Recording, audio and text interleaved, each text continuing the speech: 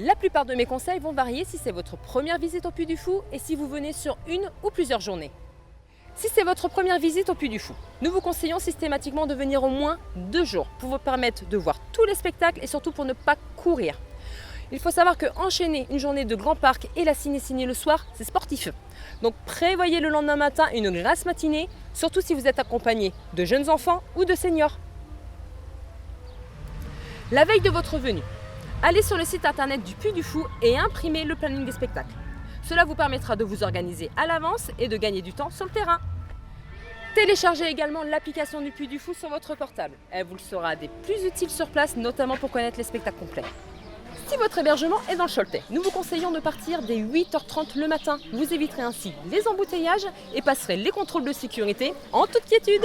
Les parkings sont gratuits. Vous serez dirigé par les équipes du Puy du Fou vers les places disponibles. Il existe également des parkings spécifiques pour les camping-cars. Ils sont gratuits en journée et payant uniquement de 1h du matin jusqu'à 7h pour 10 € par nuit. Suivant la localisation de votre hébergement, je vous conseille d'emprunter les routes de Mauléon, du Puy-Saint-Bonnet, de Saint-Christophe-du-Bois ou encore de Mortagne-sur-Sèvre. Vous éviterez ainsi les grands axes, notamment l'été, et vous profiterez par ailleurs d'un très joli panorama. Qui dit Puy du Fou dit vêtements et chaussures confortables. J'ai même tendance à dire basket obligatoire. S'il fait beau et chaud, casquettes, chapeaux, lunettes, crème solaire seront vos meilleurs amis. Ils annoncent de la pluie rare dans notre région. Munissez-vous de votre ciré ou encore mieux de votre cape de pluie. Si vous n'en avez pas, le Puy du Fou en propose à la vente. Petite astuce aussi partant de pluie.